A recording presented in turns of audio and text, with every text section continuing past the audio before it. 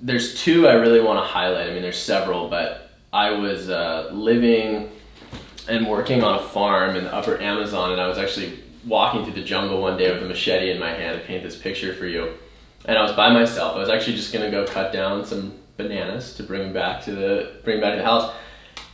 And this giant, like rugby football sized thing fell out of a tree in front of me. It didn't hit me, but if I'd been walking 5 seconds in front of it, it probably would have hit me. Hit the ground and rolled down this hill and stopped against a tree. And I'm like, what the heck is this thing? And I walk up to it, and it looks like this big, kind of like slightly furry green dragon egg, and it has like all these like, you know, interesting patterns, and it's like, it's as big as a rugby ball, right? And everything in the Amazon's trying to kill you, like literally everything is trying to kill you. Spikes, snakes, bugs, you name it, plants. And so I'm like poking this thing, like, like what is this thing gonna like a spider's gonna pop out of this or something?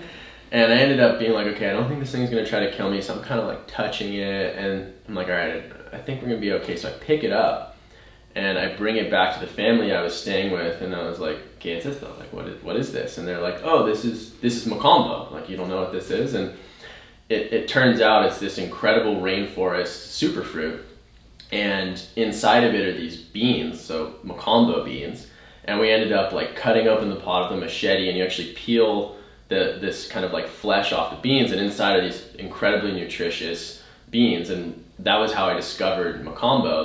They're about 30% fiber, 20% protein, and they're super good for neurological and brain health. Really high in omega-9. Incredible keto food because they're really, really high in fiber and fat.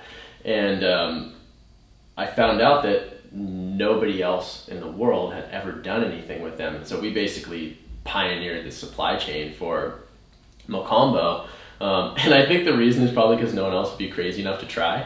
And we, you know, I think one of the stories of Imlakesh is, well, we didn't know how hard it was, so we just did it.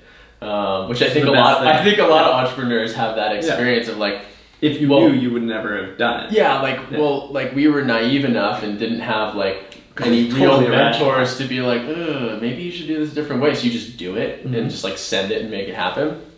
So now fast forward, it's almost 8 years since that moment, but we now work with 800 native and indigenous people in the Peruvian Amazon, and they literally wild harvest the seed out of the rainforest. So it's a big wild harvesting project, and we think it's supporting the conservation and regeneration of about 10,000 acres of rainforest, and primarily work with women's collectives in the Amazon that do all the collection and the processing and harvesting. So it's a huge source of sustainable economic livelihood for those communities.